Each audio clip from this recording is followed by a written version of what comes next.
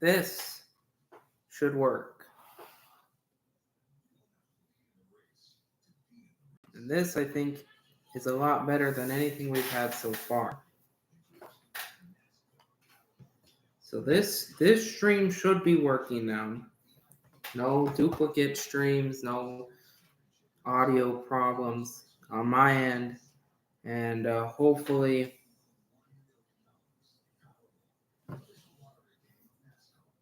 that's maybe fix itself. I don't know.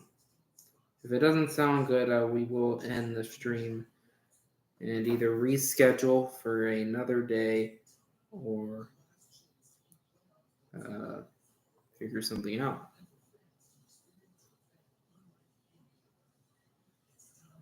So hopefully it's working. I think it is.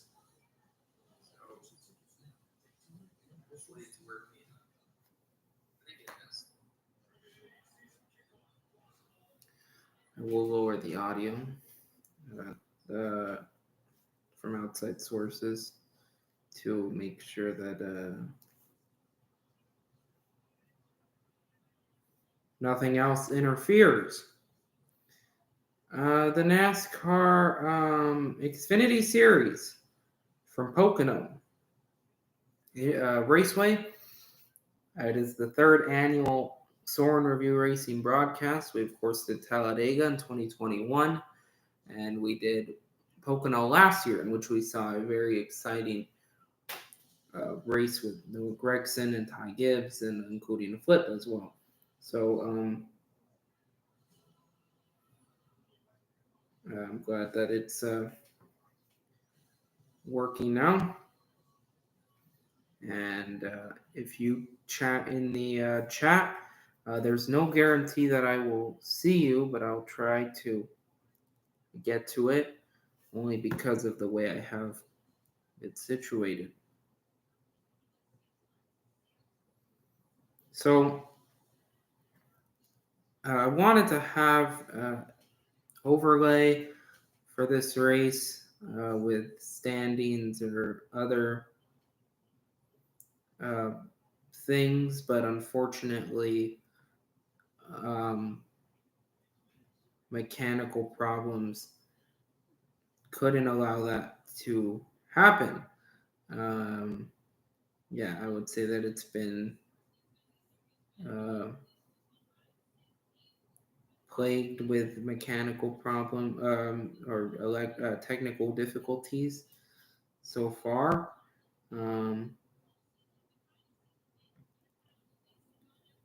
With that said, though, I believe that we should get it working for the second time we're doing this.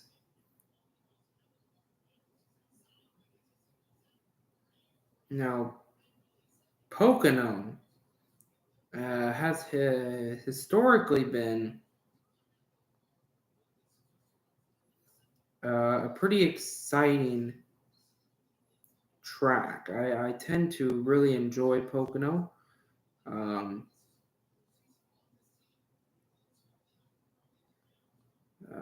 if it's anything like the race last year, then hoping for a good run.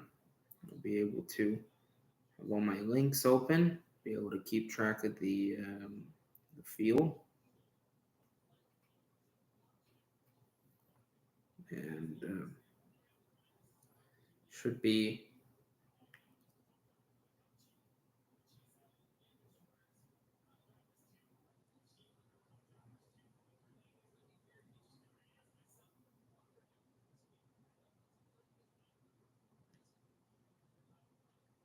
and we have some chat messages from Caden and Joey,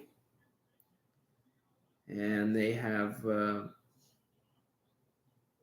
I will not reply or comment, but I won't delete the message either.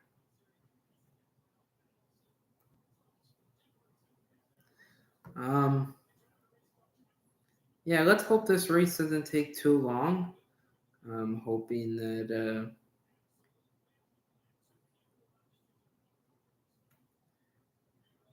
Granted, I did see RJ Rogers on the pre-race broadcast having a Chase Elliott diecast signed, so I did see that.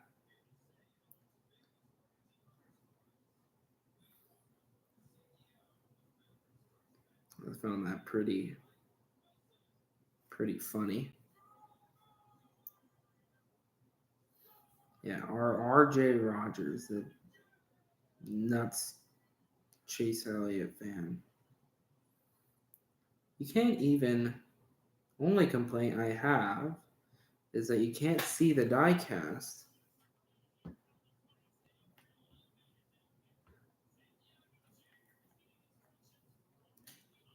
I have various Xfinity diecasts, real Soren review, like we used to do on the channel with diecast reviews. I have 2022 Sheldon Creed diecast. I have a pretty rare now 2019 Toyota Supra, Christopher Bell, and 2022 Landon Castle for Colleen. I was going to grab some Justin Allgaiers and the Ryan Vargas Reddit car and others, but I decided, well, let's. I don't want to have too many cars to put back. So the command has happened to fire engines, and we'll get ready for racing here in Pocono. Now let's break down the race itself. Now looking at the lineup, we'll go over the lineup actually in a minute. I had all my race information up, and now I'm not exactly sure. Yeah, I'm not exactly sure where it all went with stage information and other important stuff. After the race, you should show us your collection. If I was streaming this on my phone, I would definitely consider it, but I feel like a laptop would be a lot more difficult to carry around. But I am, once I get more of my diecast out of boxes and displayed, because right now about half of my collection, no, about a third to a half of my collection is currently in boxes right now and not displayed. So if I had a little more access to show it, I'm definitely going to consider that and probably make a video when I get around to doing that. So the race itself, it is a total of 90 laps, 3 stages like always. We 2 20-lap stages, and then a 50-lap stage to end it. So it's going to be a bit of a longer one. We'll have some sprints. 20 laps is not that much in terms of, that 50-lap third stage. And in terms of Pocono, 20 minutes, without cautions. Of course, last year was no exception to a caution-free race or a caution-filled race, for that matter. We had 3 pretty big wrecks, Alex LeBay and I believe it was Alex LeBay and Rajah Caruth. And then, of course, we had that massive flip with Jeb Burton. And then, of course, we had Sammy Smith going to the wall as well. Yeah, I'll answer anything before the race or during the race, really. Just to, sometimes Pocono can get boring, and so I'm happy Daniel Suarez and Chase Elliott are running this race so that we can have some action and not a domination from Custer or Nemechek. Thoughts on Haley and Brickware Racing? I think that a lot of people are completely taking it way out of proportion, and this is a very smart move for Justin Haley, and it makes sense. If you, in terms of sponsorship, if you look at Justin Haley the last 2 years in his sponsorship, almost all the companies that he's been sponsored by have been colleague companies. Colleague companies, Leaf Filter is his own is part of the colleague brand. Um, a Circle is a colleague brand. Uh, I'm trying to just think of others, but those are all colleague brands. So when you look at sponsorship, other than Celsius, Justin Haley really doesn't have any sponsors. So for Haley, this is a great opportunity. There's a good chance colleague maybe wasn't as committed to Haley as we thought. Sponsorship nowadays is the name of the game. And when colleague can get Chandler Smith, who seems to be really talented, or even the potential to get Austin Hill and swipe him from RCR, who brings in a lot of sponsorship, or Shane Van Gisbergen, who we know will bring in sponsorship. I think the Haley may not be the long term. So I think it's a really smart move for Haley, because I think Rick Ware Racing is already showing the potential to be the next Front Row Motorsports, the next um, Trackhouse Racing, in terms of that, smaller manufacturer, not the main powerhouse team, but a team that can contend for top 15s and top 10s. And really, it's a great opportunity for Haley to get into the Ford pipeline and replace Brad Keselowski, or, even go to Stuart Haas or somewhere the Ford related. So I think it's a really, really good move for Justin Haley that I think people are taking out of proportion. Let's go to the starting grid, brought to you by Circle B Diecast. Remember, you can use code Soren72 to get free shipping on all orders, $30 or more.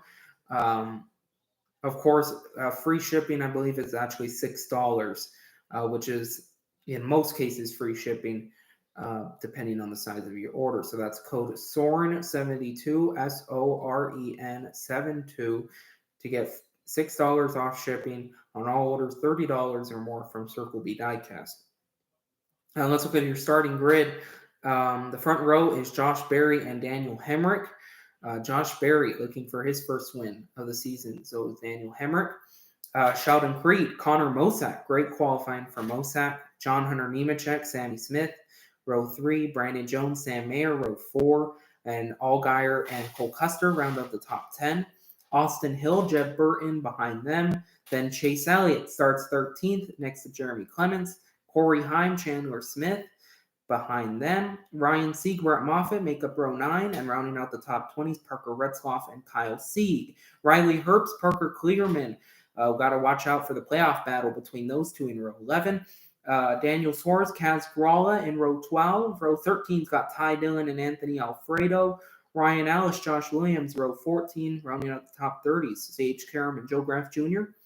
Row 16 has Brennan Poole and Alex LeBay. Then Chad Chastain and Garrett Smithley in row 17. Row 18's got Jeffrey Earnhardt and Patrick Emmerling.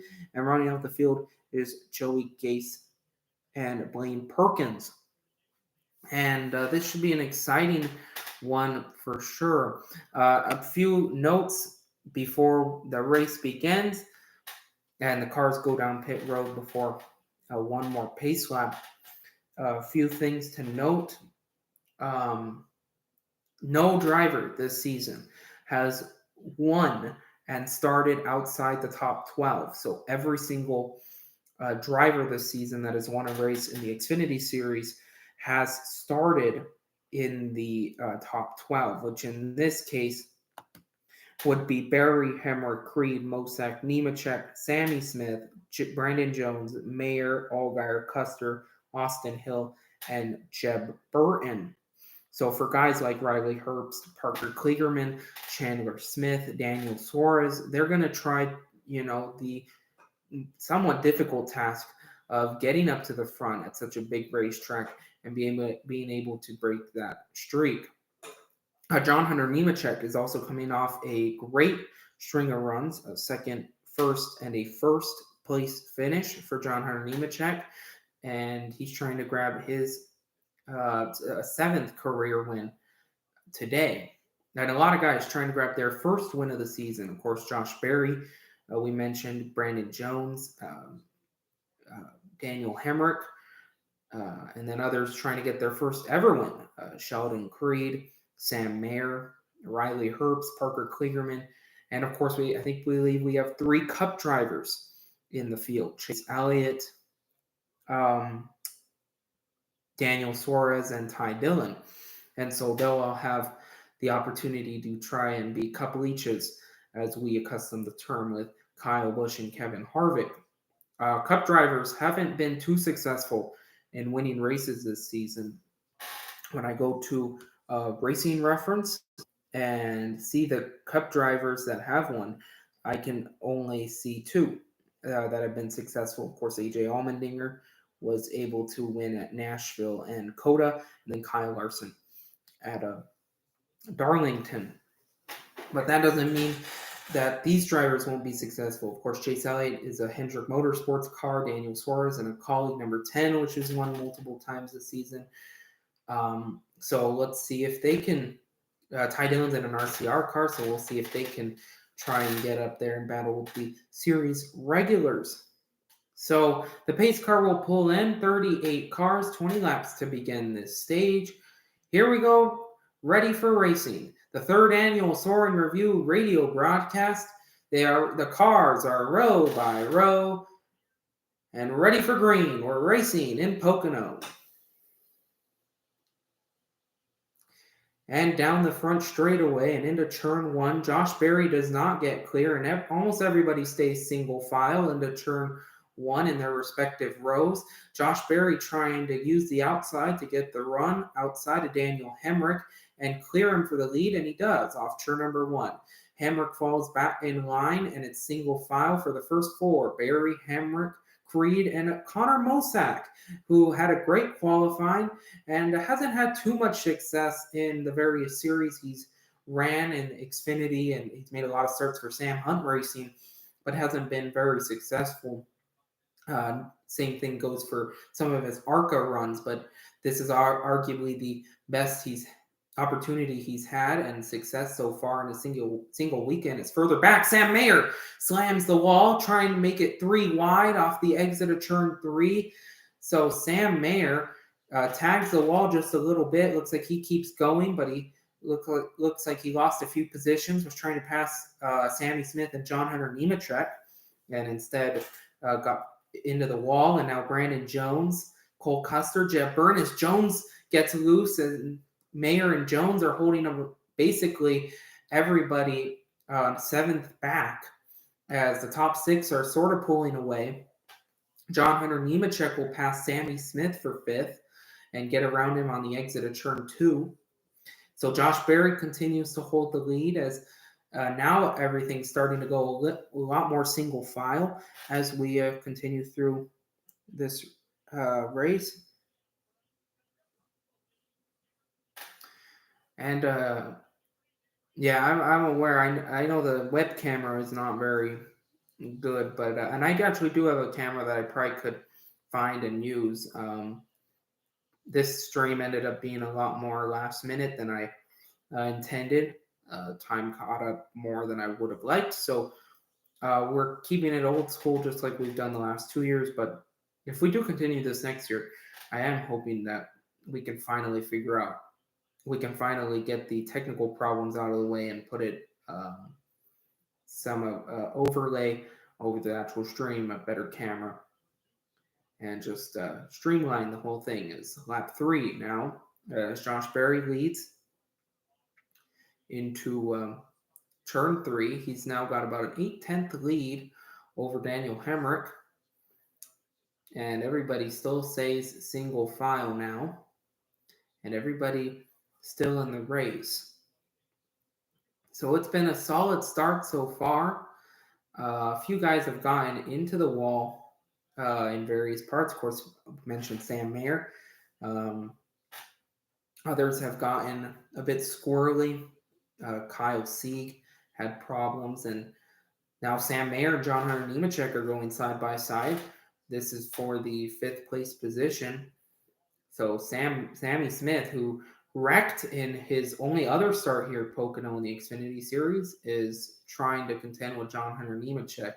I want to talk about Connor Mosack, who's running fourth and staying in fourth pretty steadily right behind Sheldon Creed.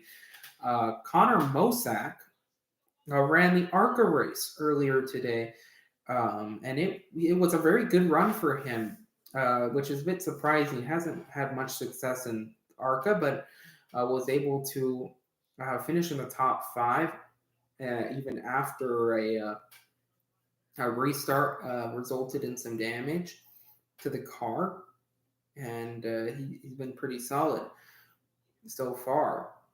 Running in fourth, he's trying to get his first career win, running part-time for between Joe Gibbs Racing and Sam Hunt Racing, who's fielding Kaz Gralla, their full-time driver, and Truck Series driver Corey Heim, who I think a lot of people expect a lot of stuff, especially today. Corey Heim was 2 corners away from winning the Xfinity Series, or not the Xfinity, the Truck Series race, but before getting passed by Kyle Busch on the exit to 2 on the last lap, as Sammy Smith has passed John Hunter Nemechek for 5th.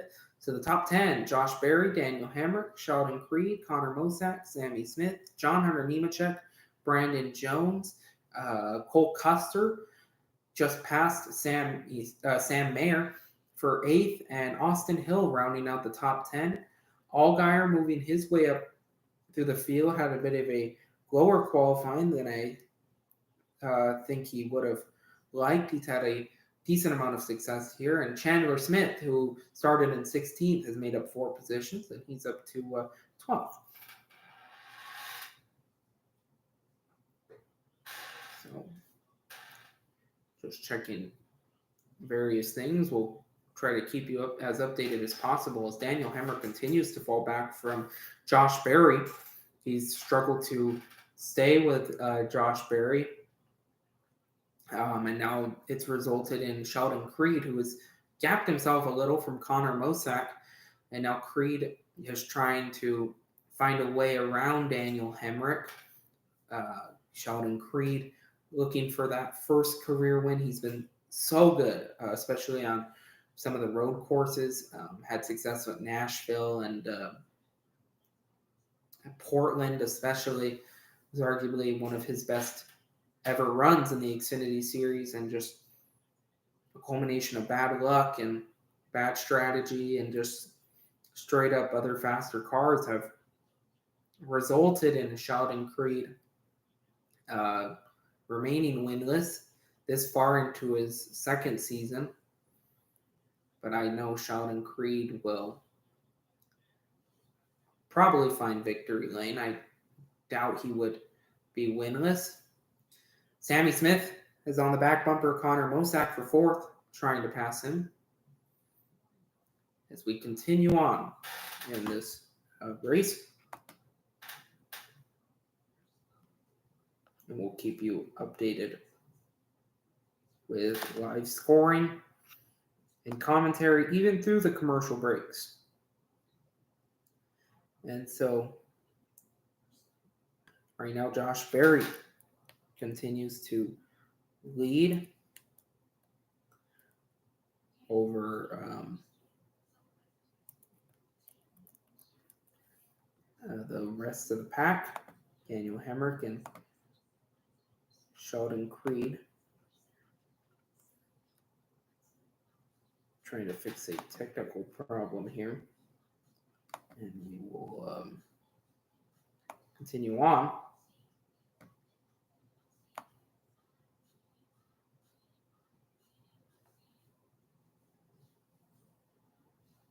But everything holding steady so far. Lap 8 of 20.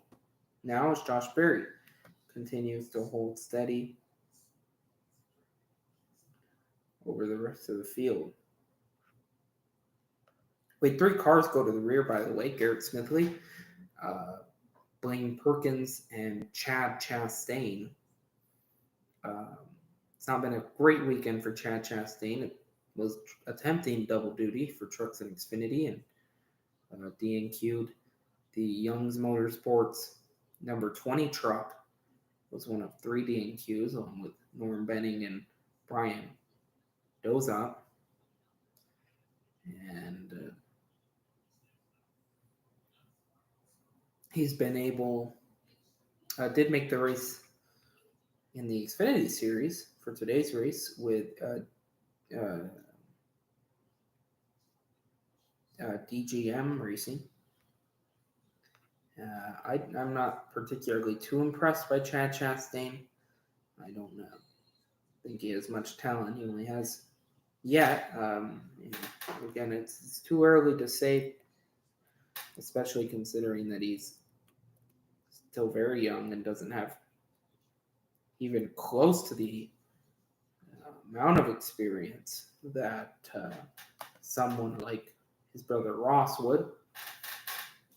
So I think it's too early to judge for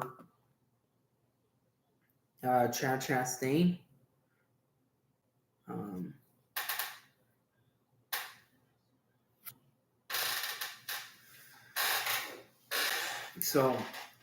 Chad Chastain's doing, I think, as best as he probably could, to be honest with you. Only one top 30 finish in any start he's had so far, and that was at Atlanta, I believe earlier this year. So, Josh Berry continues to lead. Sheldon Creed still has not passed Daniel Hemrick, and Connor Mosack has fallen to 6th place position, or now the 7th place position, and continues to fall back, now under attack potentially by Sam Mayer. So that's a bit unfortunate, as a lot of the field has really spread out now. Sage Karam has come onto pit road for a not scheduled pit stop, unscheduled pit stop. For Sage Karam, running the 44 for Alpha Prime Racing, has made a handful of starts, former IndyCar driver, and has found mild success. Alpha Prime Racing itself has not had a good couple races. Atlanta was not wonderful, and New Hampshire had 2 DNFs. Greg Van Alst finished last for the 2nd week in a row. Tough break for him. And Rajah Croth had an engine failure, so it's been a bit of a rough patch for races as Sam Mayer gets around Connor Mosack, and now Cole Custer and Justin Allgaier are working their way up through the field, especially Justin Allgaier. Allgaier's in the Reese's paint scheme, thanks to a partnership Allgaier had for a long time with Briars. As Custer now in turn number 2 went to the inside of Mosack and got loose, and it allowed for Allgaier to get past Cole Custer, and Allgaier has moved his way up into 9th. Custer remains in 10th. Mosack just trying to hang on in 8th. As for Chase Elliott, Daniel Suarez, Ty Dillon, none of them are in the top 10. Ty Dillon's running 21st, a little better than he started. Chase Elliott and Daniel Suarez are both in the top 20, though. Chase Elliott in 13th remains where he started, and Daniel Suarez is slowly but surely working himself up to 17th. Allgaier now on the Long Pond straightaway is right on the back bumper of Connor Mosack, and trying to now find a way around. Mosack doesn't want to wear these tires. It's 7 to go as he gets Mosack really loose. Allgaier gets Mosack almost sideways, almost spins him out in turn number 2. Great save for Connor Mosack as Justin Allgaier and Cole Custer get around him. So Mosack falls to 10th and might stay there, but Justin Allgaier, really aggressive. Mosack checked up in turn number 2, and Allgaier was right behind him and got into the back of him. And had that been any faster, Mosack definitely would have went around into the wall. So a great save by Connor Mosack, and to be able to continue his race. We've seen a lot of different guys in this 19 for Joe Gibbs Racing this season. Connor Mosack, Joe Graff Jr., who was having a great run in New Hampshire till he wrecked out in a late caution in that. And we've had Myatt Snyder and Ryan Truex, of course, I think has been the most successful non-Cup driver in that ride. Actually, have we had any Cup drivers in the 19? I don't know if we've actually had, but he's definitely been arguably the most successful driver in the 19 for Joe Gibbs. He won at Dover, where his brother Martin Truex would win the next day. So Ryan Truex has been easily the most successful of the Joe Gibbs drivers, and I'm excited to see what else he can do if he can get a full-time Cup ride, which would really be amazing for Ryan Truex after long time of various rides and partnerships that just have not worked out. So to be able to win at Dover was a really amazing opportunity, as Daniel Hemrick has closed actually the gap by about 3/10, still 1.8 seconds back from Josh Berry, but he is closed in a little. Sheldon Creed has, I think, worn out his stuff, and has fallen to second place and could potentially be under attack from Sammy Smith and maybe even John Hunter Nemechek, as Sheldon Creed looks like he's struggling right now. Josh Berry on track to try and win a stage. He hasn't had that many stages this season, as I can pull up NASCAR standings, which ever since Diecast Charv has stopped updating his point standings every week, really since Charlotte's been having to rely on other things. But this season, Josh Berry, as I pull it up here, as Daniel Hemrick continues to gain on Josh Berry. Don't think he'll have enough time, but continues to gain on him. And Josh Berry this season has had only one stage win this season. So it's been arguably a pretty rough season, as some green flag pit stops have happened. Cole Custer has pitted, and it looks like that'll be the only car to come to pit road and try to reverse the strategy. So Cole Custer holding steady.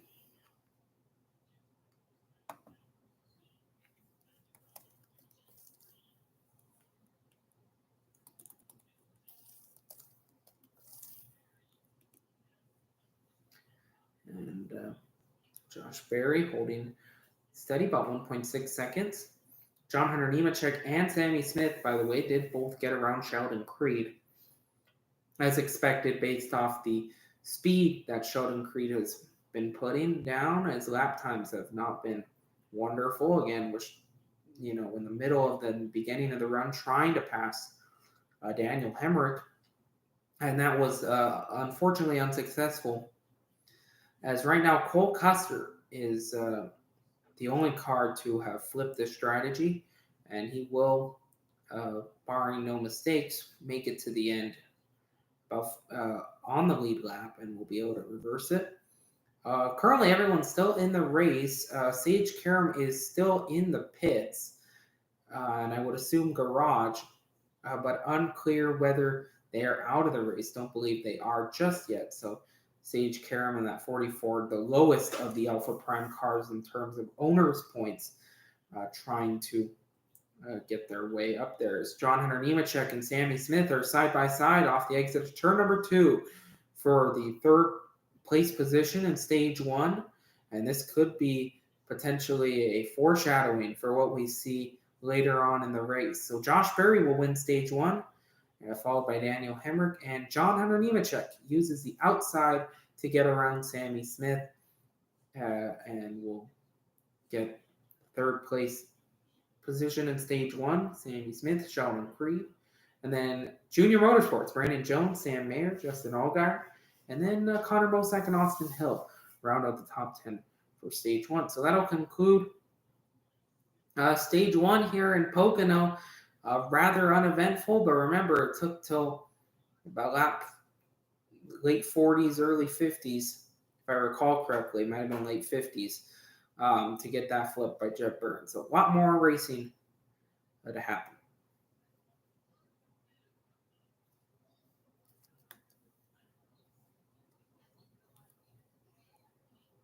Yes, and this stream will be up for you to be able to watch after if you so desire. Not exactly sure why, but I guess if there's a big moment like the Jet Burton flip or really anywhere, you'd want to see the reaction and along with the finish of the race as well.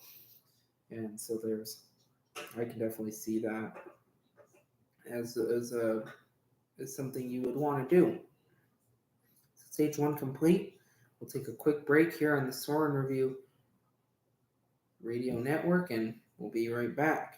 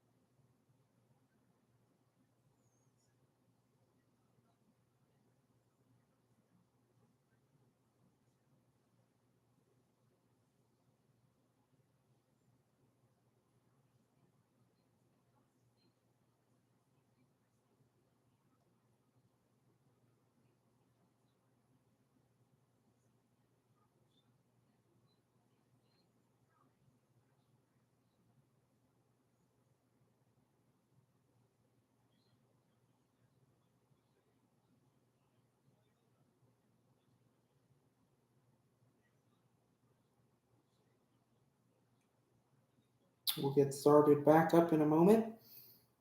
Pit stops. Everybody comes onto pit road, which we know as this is an opportunity for all these teams to get fresh tires and fuel. Everybody but Cole Custer, who was the only car to flip the strategy, as Sheldon Creed gets blocked into his pit box, so that'll lose him a lot of positions. Already a slow pit stop too, which doesn't help him, but got blocked in due to the Kaz Grolic car. So that's unfortunate for Sheldon Creed. We'll see how many positions he lost. And he will not remain up in the top 10. No, he'll fall to about 15th. So devastation for the Sheldon Creed team. Just really unfortunate. Had not a great pit stop, and then couple that with Kazgrala blocking in pit road, and there's some problems there.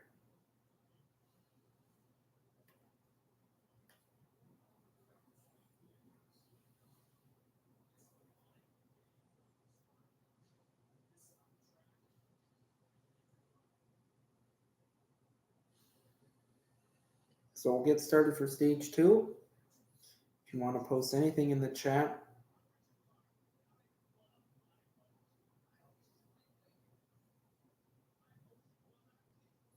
you're welcome to questions or anything. That's fine.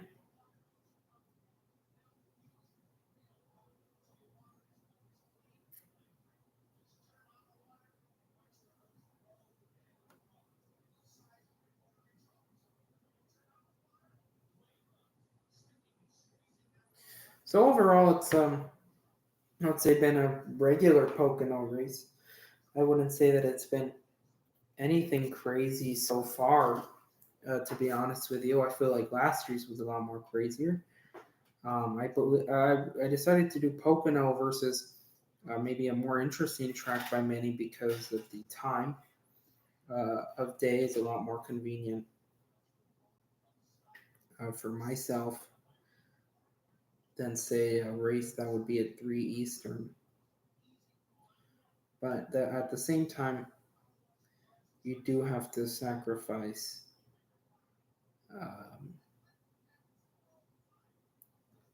entertainment at the same time. But I believe as we continue going on, and perhaps on this restart now with Josh Berry not being in control, we'll get a lot more interesting content.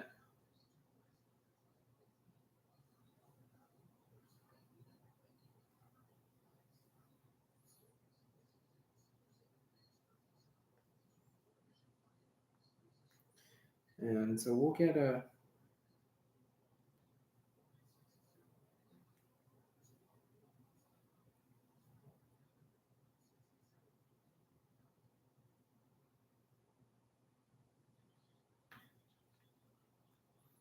started here in a moment.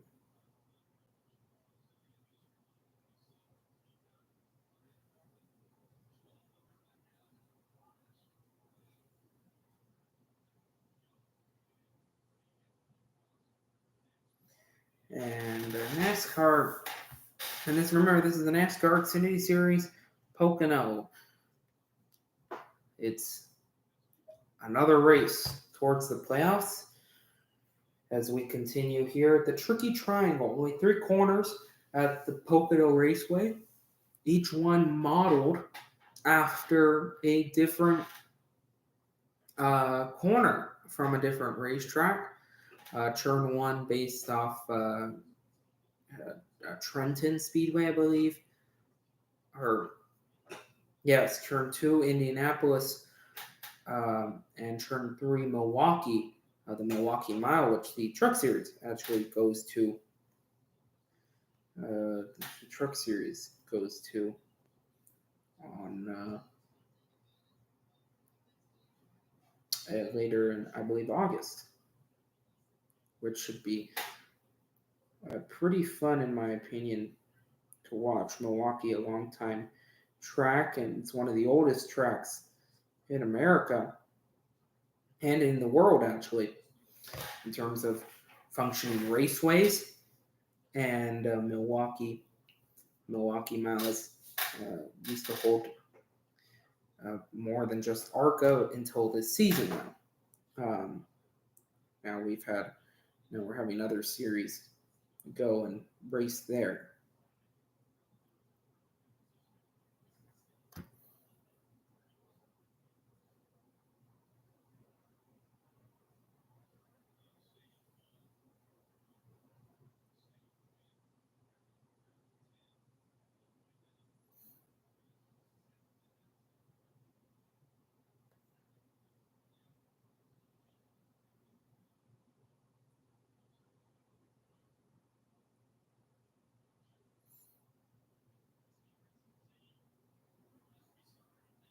So we'll get ready and back to racing.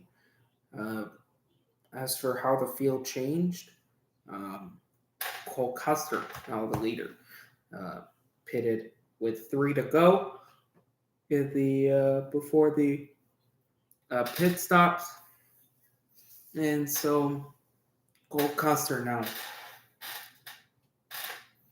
is now the leader. Josh Berry, Daniel Hemrick, Sammy Smith, Brandon Jones, the top 5, followed by Nemechek, Mosak, Allgaier, Chandler Smith, Sam Mayer, the top 10. So we get ready for racing. Again, the pace car pulls in.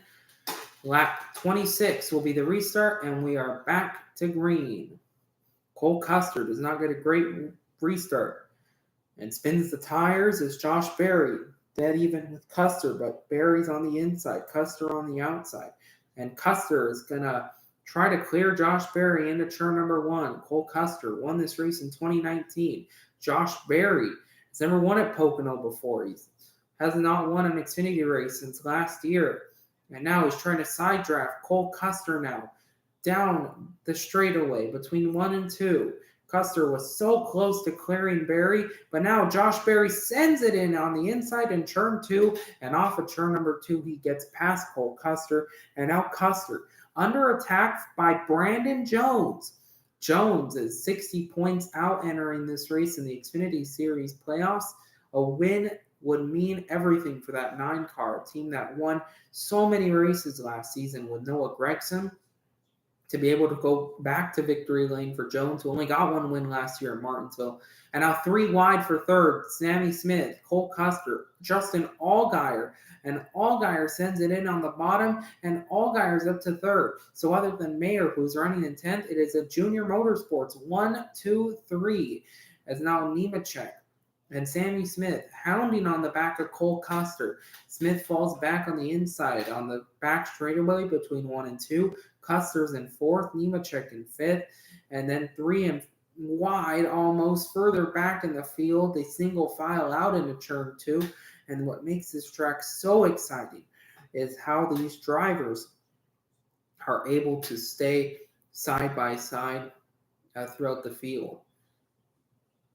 And Mayer almost up into the wall again, trying to pass Chandler Smith and Riley Herbst, and problems for another Alpha Prime racing car. We talked about Sage Karam and how he's in the garage for a mechanical issue, and now Jeffrey Earnhardt seems to have a left front tire down, and they'll come to pit road, and they will probably lose a lap if they're not quick enough. And they might lose a lap anyways. To assess damage. So tough break for Jeffrey Earnhardt, who last week in New Hampshire was the first race he didn't run due to a lack of sponsorship. So for Jeffrey Earnhardt, it's been a very, very rough season for the 45. And so they actually started the season in the 44, and they moved him to the 45 so he wouldn't be in queue. But as the season's gone on, it's been more rougher and rougher for Jeffrey Earnhardt. DNQ'd at Chicago, and now didn't run New Hampshire, and now a tire issue as he goes a lap down. Battle for 8th on the track, Herbst and Chandler Smith, and Sam Mayer joins the fight. And Chandler Smith could not clear the pass, and that's what makes this track so difficult, is you get to the inside of another car, and you try to pass them on the inside, but you can't get around them, and when you can't get around them, you just have to get back in line. It's very similar to a plate track almost in terms of until it really separates out in terms of getting out of line, trying to pass a car, and then if you aren't able to pass it, get back in line. And it can be so difficult to pass here in Pocono. Really have to be methodical and smart in terms of how you're going to pass the other car on the racetrack.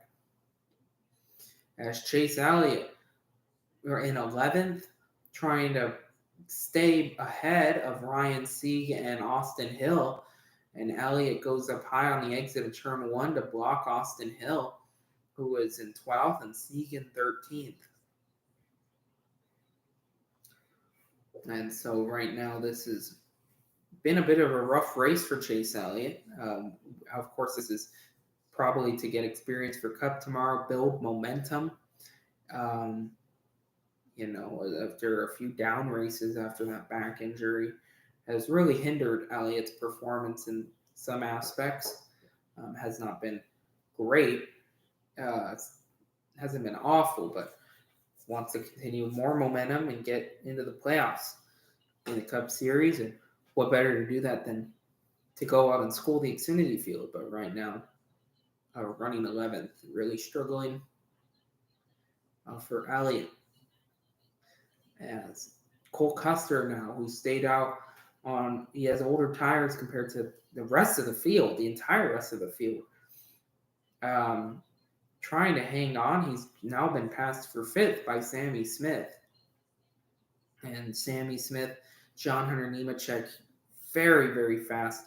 As for their teammate Connor Mosack, who restarted 7th, has fallen all the way down to 19th place position. So really what hoped to be a promising run for Mosack has turned out to be pretty bad. He's now fallen to 20th, passed by Daniel Suarez, who I think another guy, looking at Chandler Smith, who's 10th, and Daniel Hemrick, who's 7th. Daniel Suarez, has not been in an Xfinity car in a long, long time, similar to Chase Elliott. I think expected a much better run, and right now not working out. He's in 19th position. Josh Berry continues to lead, though, over Justin Allgaier and Brandon Jones.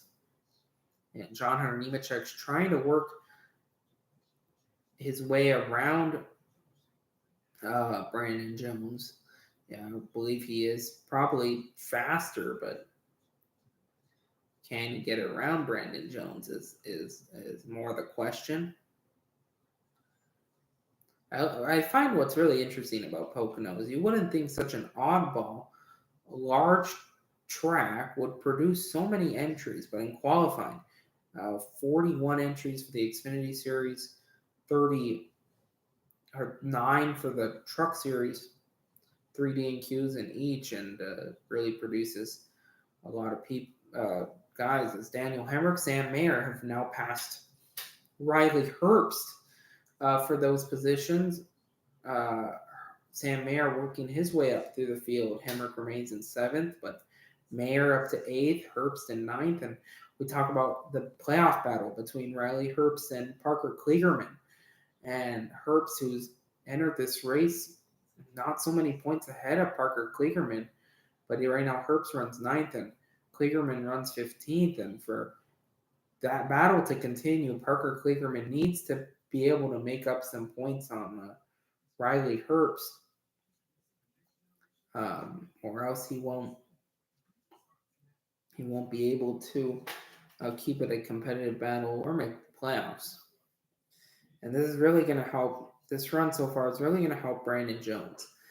Brandon Jones is working his way through the field in 4th or 3rd, my mistakes, and he's run just really good so far in this 9. I think Junior Motorsports brought some really fast cars as Josh Berry continues to lead and hold the lead now after winning the pole and winning stage 1, and Justin Allgaier, who has slowly but surely worked his way through the field,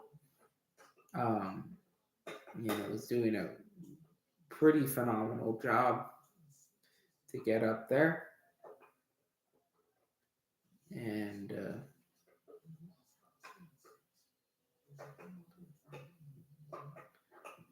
win the second stage, as the field is really spread out now in terms of the field and how we normally see on the restarts. Daniel Hemrick has run really well today. Qualified 2nd and has fallen back to 7th due to pit stops and lack of speed, but Hemrick has still been able to run really well. Granted, still under attack by Sam Mayer, but holding steady in 7th. And Justin Allgaier closing in on Josh Berry. And on lap 16 of 20, feels like it was just 9 to go. I just saw 9 to go now. Now 5 to go. This race goes by, and we're going to see a lot more cars try to flip the strategy. And one of those, Parker Kligerman, who we know is in a tight playoff battle to try and make the playoffs. And as he makes a pit stop, and to try and do what Cole Custer did and flip the strategy. The main concern I have for Kligerman is he might not make it around in front of the leaders before he loses a lap. Josh Berry's going to exit turn number 3 right now, and Parker Kligerman is still not off pit road, and now he will enter off pit road, and this is not great for Kligerman. I don't believe he'll be able to stay in front of Josh Berry here. And if they lose a lap, granted, they'll probably be the free pass. The only problem I have for Kligerman is he's going to have to go to the absolute rear of the field. Granted, he does now have newer tires than Josh Berry, but he's only maybe a second ahead of Josh Berry. So he's going to have to try and stay in front of Josh Berry and push those tires, which he does not want to do. He wants to conserve and save tires, and try to make it work and to the end. And Josh Berry continues to hold steady, and they'll take 3 to go here. And this is really the last chance for anyone to flip the strategy here. And a few guys will further back, Ryan Sieg and Sheldon Creed. And we know Creed, of course, had that. Well, it's up in the top 5 before a pit stop. Took him out of contention for the stage win this time around. And he'll try to flip the strategy, get back up there. We know he has the speed. Ryan Sieg also on pit road. He was right ahead of him. And the one I really worry about now, Daniel Suarez, who Suarez is pitting. But the main worry I have for Suarez is that unless he takes 2 tires here, which he will after really a slow stop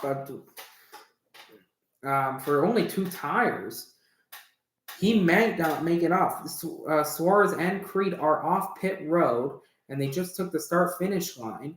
Sieg is right here too. So Suarez had to take right side. There was no way, if Kligerman barely made it, there was no way at all that Daniel Suarez was going to be able to, be able to flip the strategy and not lose a lap. But now he is on 2 tires. And granted, while it did put him ahead of Creed, Kligerman, and Sieg, those 2 tires at a track that is pretty abrasive like Pocono might not work out as Josh Berry continues to hold steady. But right now he is trying to hold off Justin Allgaier, his teammate. And now with 1 lap to go in the stage right now, down the front straightaway, Josh Berry is barely holding off Justin Allgaier. Justin Allgaier on the back bumper of Josh Berry, trying to hang on. He's now about a 10th ahead of Justin Allgaier. He's just barely hanging on, and Allgaier's really been gaining in the other parts of the track. Turn 1 seems to be the only good corner for Josh Berry, and Justin Allgaier's been really fast in turn 2 and turn 3. So we'll see if he'll be able to pass his teammate Josh Berry and take a stage win away from the 8 car, who has led a majority of the laps. And really, Justin Allgaier appears to be the only car to be able to stay with Josh Berry. And into turn 3, Allgaier is going to run a lane higher and try to get a run off.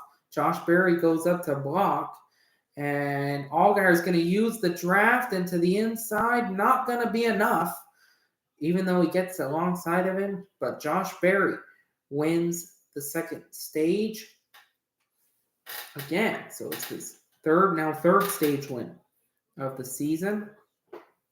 And so Josh Berry picking up stage points now. Sweeps the stages as lap 41 and 90 so far. So far it's been a relatively clean stage one. A few guys have gotten into each other, almost spun out, almost gotten into the wall. But so far, no cautions for incident. Only the two-stage caution. So Josh Berry holds steady over Justin Allgaier. I'm going to take a quick break and we will be right back.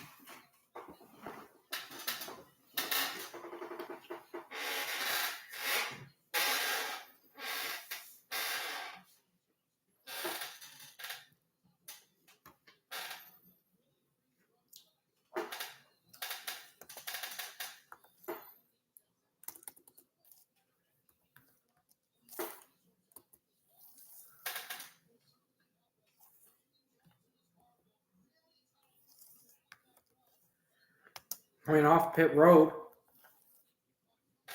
some cars stay on the racetrack. I believe Justin Allgaier stays on the racetrack and try to play strategy. And everybody else comes off pit road. John Hunter Nemechek does get ahead of Josh Berry off pit road, but there are some cars that have stayed out. Of course, those that flipped the strategy and Justin Allgaier, and I think maybe a few others that have not pitted yet either. And Alex LeBay also did pit for just fuel. So, varying strategy, and I think they're noticing that this last 50 laps or so could have the potential of going green all the way. And if it does, then there really is an opportunity to play strategy.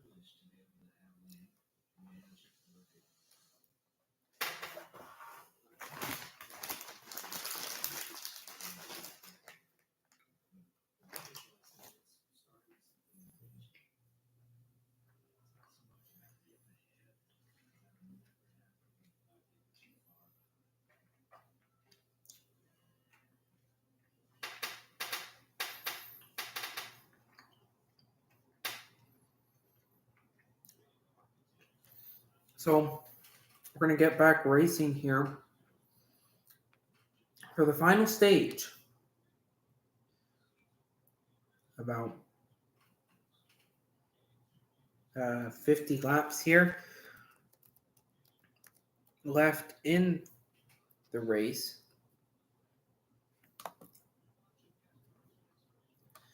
As the final stage, ready for racing. I'm personally really excited for this final stage because we have the potential to get some strategies, and I feel like that would be the only benefit for this going green to the end. Of course, that would mean having no incidents all day, which I think would be very interesting. We normally don't see that in any race nowadays. It's very rare, other than really road courses. Nowadays, do we have races that have very little incidences for caution? So I do hope that this race here maybe doesn't go green. I'm a bit conflicted as to what this could be.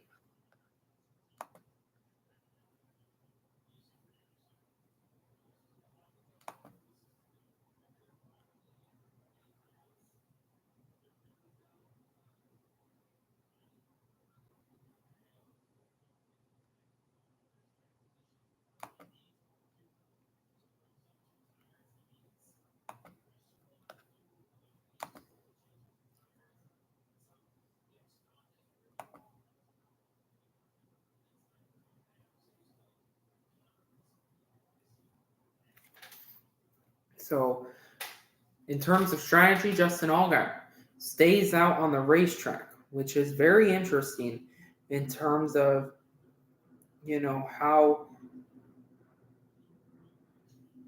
it can end up working out.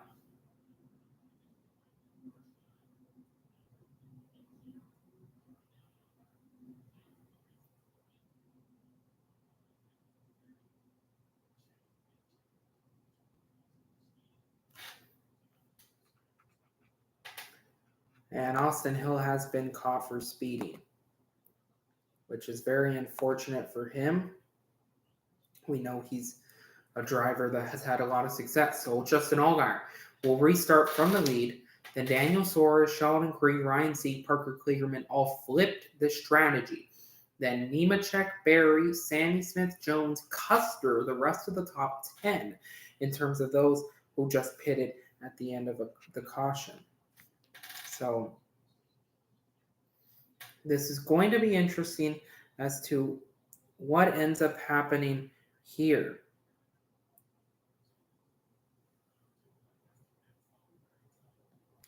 So what can happen? Here for the start of the final stage. We are ready for racing, and we are green. Back at it again.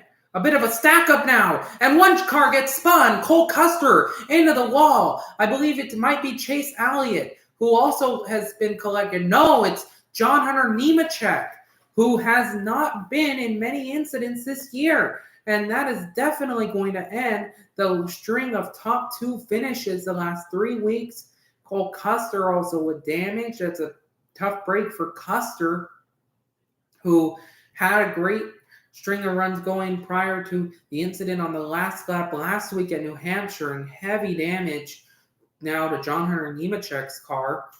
The front is all torn up, and this is really unfortunate. Well, we'll be right back. I gotta go plug in our device that we're listening to, and then we'll analyze the crash.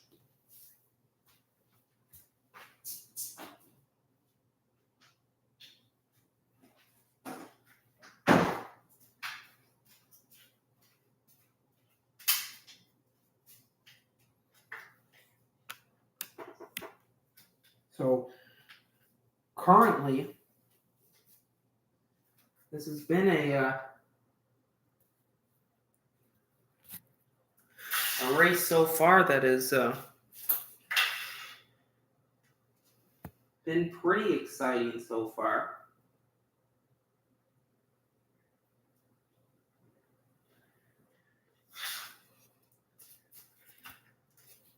Don't want anybody to see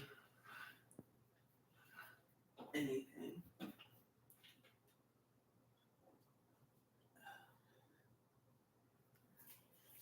There we go.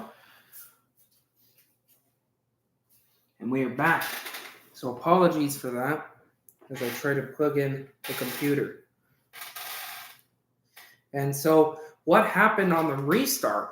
So they restarted. Remember, there are guys on old tires here that have not restarted, and they just keep getting stacked up. Guys cannot get going, and I believe it's Cole Custer who might have checked up the field.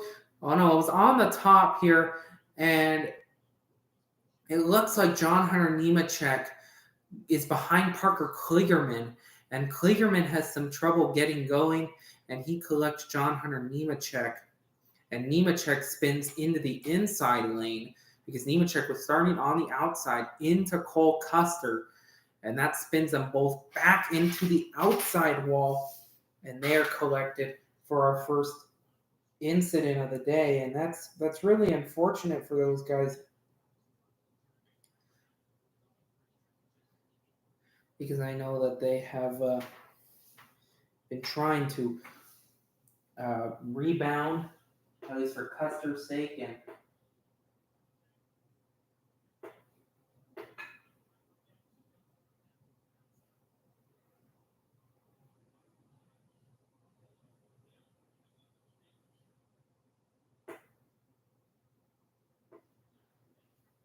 that's just unfortunate for John Hunter Nemechek and Cole Custer. I know Cole Custer, both have been top 10 or Nemechek top 5 cars, and to have that crash, I thought it was going to collect a little more cars, but luckily it didn't. And yeah, Cole Custer's got a tire rub now, and Nemechek, who came to pit road, I think, has now blown a flat tire. Actually, might have come to pit road, hadn't come to pit road yet, but the tire is now blown and started to shred apart the left front. So, in other words, a tough circumstance for Cole Custer and John Hunter Nemechek. And for Custer, this might not be the end, but for Nemechek, I would say that this definitely is the end of the race for sure. So this is really unfortunate. They got to also make sure that they don't lose a lap, especially if you're Custer. Like I said, I think Nemechek has too much damage here to either continue or lose many laps. And as I say that, Cole Custer and Nemechek have both lost laps. As Sam Mayer is also on pit road. They have some damage now, potentially from that incident. A little damage in the right rear. And that's really unfortunate for Sam Mayer. Junior Motorsports has been so fast this season on some of these bigger tracks. Of course, they have not been great this season. And when all 4 of the cars unload really fast, and unfortunate when you don't run how you intended. So we're under caution. John Hunter Nemechek, Cole Custer. It's just really unfortunate. Those are 2 top guys. Guys, for Nemechek, almost every race he's finished inside the top 10.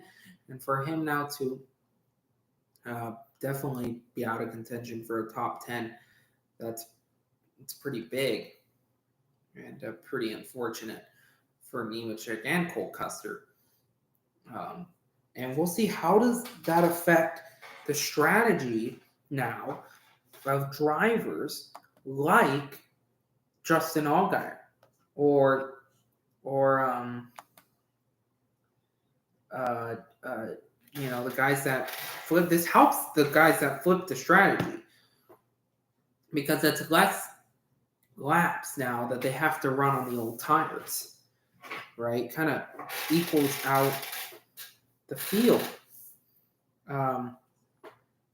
But for Allgaier, that might not help because he wanted this race to go green, right? He wanted as many laps run under yellow, or maybe under green. So this might have not worked out in his favor.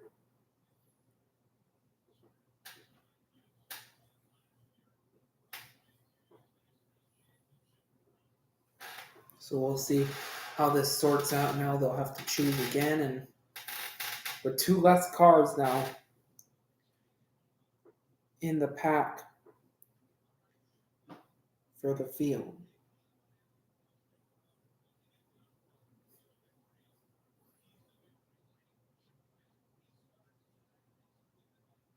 So Justin Allgaier did remain the leader. Well, my mistakes. No, he didn't. My mistakes. Daniel Suarez is now ruled as the leader over Justin Allgaier. And Josh Berry has worked just in that restart alone, gained a few positions. And we know Josh Berry is on the strategy where they pitted right after the stage, like the majority of the field. So this is definitely going to play out pretty interesting in terms of how this all works out. And of course, that has a lot to do too with how the field lines up as well. And the truth cone. Truth cone is a crucial part, as we know, of a race and choosing which lane will you restart in.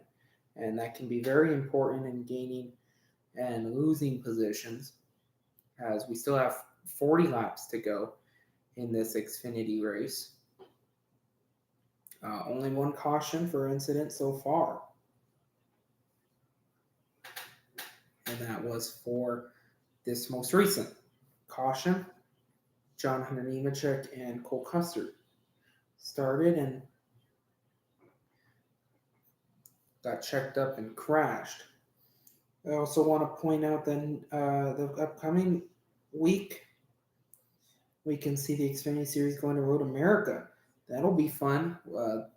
Now, the Xfinity Series, the only series that now goes to Road America, like how it was prior to the Cup Series going for the last handful of years. So it is going to be interesting. I believe the Trucks and Cup Series go to Richmond, and it'll be the Truck Series regular season finale already. So we know that can be pretty crazy. But we are ready and back green for racing. Suarez and Justin Allgaier, the front row. Suarez goes down to the bottom to block Justin Allgaier. And Suarez sends it in to try to keep the lead. Allgaier stays in second, and here comes Josh Berry. Berry to third place now. Now to the outside of Daniel Suarez. Suarez blocks Berry to the inside. He has to fall back to third, and now Allgaier to the inside of Daniel Suarez. And Justin Allgaier on old tires is now leading here in Pocono. This strategy might have just worked out for Allgaier. We'll see how long Josh Berry stays held up on Daniel Suarez, as now he's in the unpreferred lane on the inside of turn 3 with another car outside of him. And Suarez will actually clear Josh Berry on those 2 tires for second. As Justin Allgaier now trying to pull away on old tires. Can it work out for Justin Allgaier?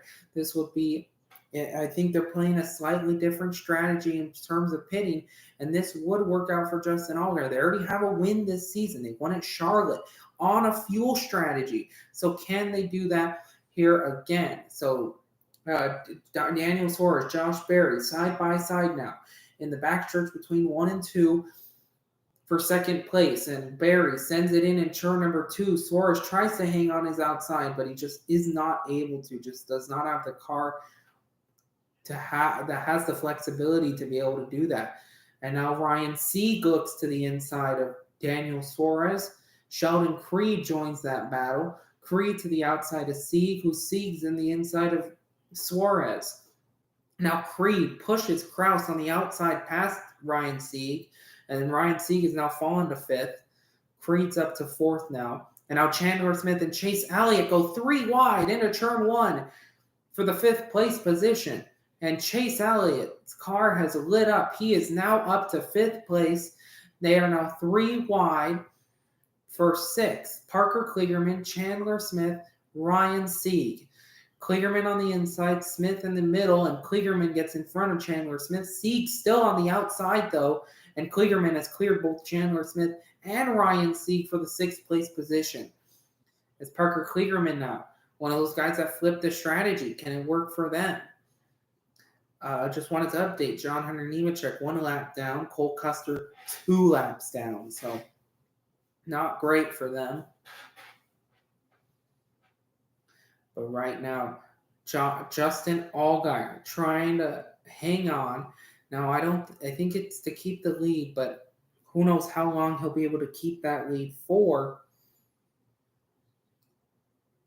Going to try to do it as long as he can, but we know Josh Berry, clearly the fastest car.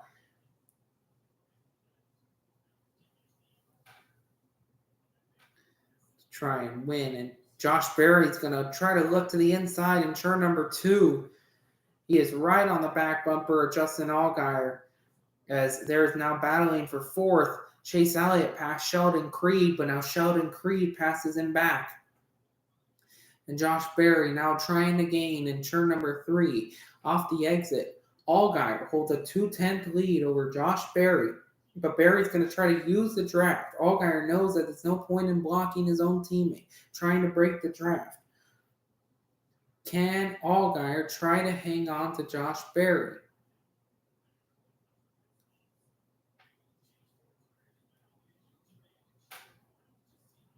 Allgaier holding steady. He's a bit higher on the racetrack in turn number 1. Turn 1, I think, is the worst corner in terms of old tires versus new tires. The old tires just struggle so much in that highest bank corner of Pocono. Josh Berry gets around him on turn 2, but Allgaier's not letting him go that easy. Allgaier crosses him over in turn number 2, and he's on the inside of him in turn number 3.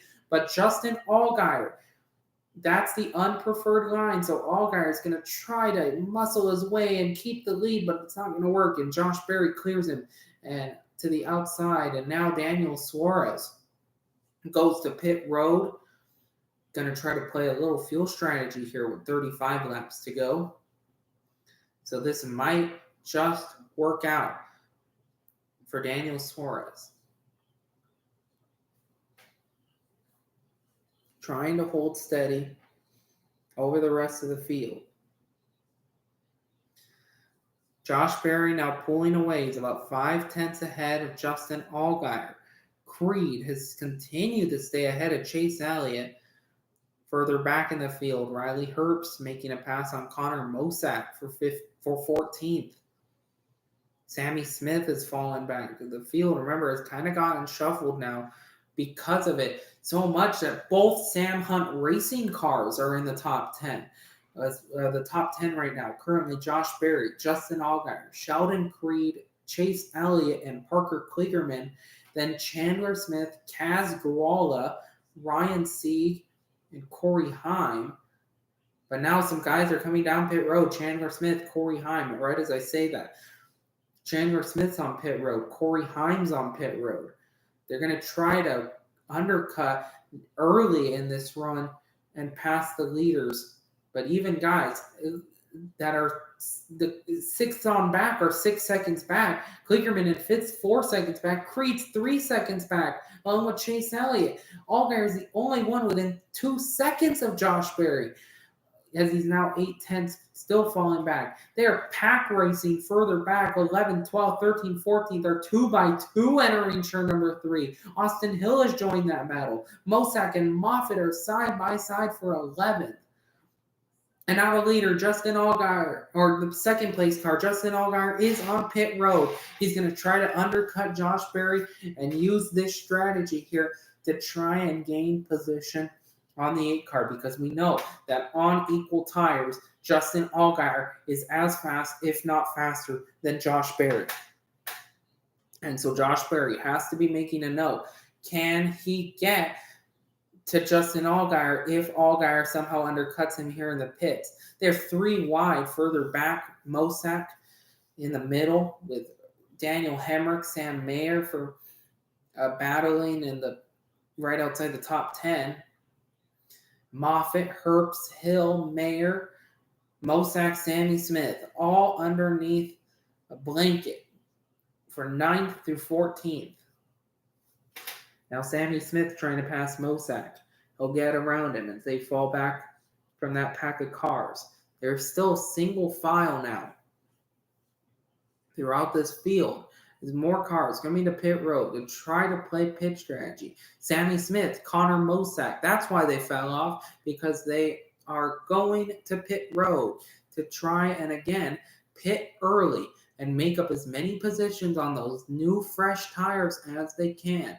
Now, the idea to this strategy is that a caution does not come out, because if a caution comes out, that could be detrimental to their whole strategy. Josh Berry holding steady now. He's 4 seconds ahead of Chase Elliott, who did get around Sheldon Creed. Creed's now fallen 7/10 back behind Chase Elliott. But again, everybody's 4 seconds or more behind Josh Berry. Parker Kligerman, who's running 4th, coming to pit road.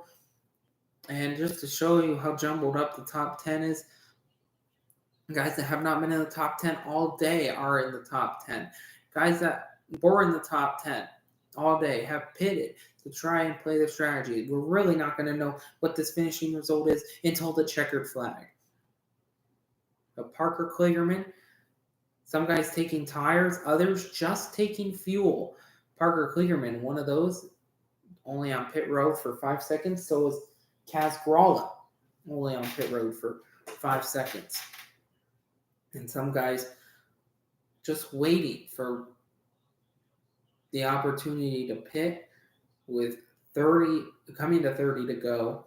Josh Berry, 3.6 seconds ahead of Chase Elliott. Elliott's gained a little on Josh Berry, but again, it's going to need Chase Elliott, Sheldon Creed to pit earlier. And by earlier, I think a substantial amount of laps, just what Justin Allgaier did. Allgaier might be in the perfect spot if this ends up going green all the way. Now remember, the pits are 30 to 33 laps. So I don't think you can stretch it on a full tank of fuel. I just don't believe that's possible. I feel like you would really have to save, which is a possibility here. Note that it's very easy to push and go into neutral, especially, and this is a very, very long racetrack. How many times in the Cup Series have we seen fuel mileage races work out? And Josh Berry, who, remember, played a fuel mileage strategy last year, didn't work out for him, but he was hoping for a caution. This time, he knows he actually has speed. He's in contention for the race today, and he's on pit road along with Sheldon Creed as well, and Chase Elliott for the first time today inherits the lead. And so Chase Elliott going to lead his first laps so far. And Josh Berry actually going to get tires, and so does Sheldon Creed. So again, so much varying strategy. Maybe just fuel works out for some of these guys. We know fuel saving is a possibility. Even if you do run out of fuel, you have the whole track to try and get back. That's what makes this so dangerous, too, about playing fuel strategy. It's really one of the funnest racetracks, and maybe we can get a good fuel strategy if we stay green. So Josh Berry is back out, and he is ahead of Justin Allgaier, which is really notable. Justin Allgaier now behind Parker Kligerman. But Berry's behind Chandler Smith, and we know Chandler Smith was already on pit road. So again, I believe that Josh Berry is the second highest car right now in terms of those who have already come into pit road. Still more than 20 cars that have not been on pit road. But right now, Josh Berry going to try to get around Chandler Smith, and Chandler Smith trying to play strategy, try to steal a win. It's been a rough few races for that 16 team when they know they've had speed. Nashville, particular, really was such a disappointment. And Chandler Smith, too, has just been given a spotlight with Justin Haley leaving. Chandler Smith's a young, successful driver. Does it work out for them? The top five: Elliott, Brandon Jones, C, Ty Dillon, Riley Herbst, guys that still have not pitted on the racetrack. Can they hold on to this and continue on? Just to show you, Sheldon Creed, we talked about him pitting. He's in 31st place position. So, no, that's how many cars we still have to pit. About half the field still has to go through the pit cycle. So, still a big thing right here is Josh Berry has gone around Chandler Smith. And so Josh Berry, if everyone were to pit and not jump ahead in front of Josh Berry, Josh Berry is the leader. Chandler Smith second. Justin Allgaier is slowly closing in. He is in the provisional third place position. Again, a lot of cars still have to pit, but Josh Berry right now is holding steady, and Josh Berry is trying to win this race. 5 career wins for Berry. He's running 22nd right now. He's trying to win this one today, as Allgaier has now gotten around Chandler Smith. It looks like Chandler Smith off the exit of 2 was slow. Allgaier got around him. Might have been Chandler Smith letting him go by. And we know that fuel strategy is always a big thing here at Pocono. And so that's why half the field still left, and we have 25 laps remaining here in Pocono. Josh Berry, 5 career wins. He won in Martinsville in 2021 and Las Vegas that year as well, subbing for Michael Annett. Full-time last year, 3 wins. He picked up Dover, Charlotte, and Las Vegas. And so even though Josh Berry, a late model guy, comes from those short tracks, he's been rather successful on the 1.5 mile and bigger tracks. Josh Berry, we don't expect Berry, looking at his background, to be good at such an odd track like Pocono. But Josh Berry is right now clearly the fastest car. I mean, he put out an almost 3/10 faster lap time than the rest of the field. And so Josh Berry is trying to grab his 6th career win, tie drivers like John Hunter Nemechek on the all-times win list for Xfinity. And of course, we also know Josh Berry is going to Cup next year. So, to make such a big standout, move, we know he'll be going to Stewart Haas Racing to replace Kevin Harvick next year. And so that's a big pair of shoes to fill.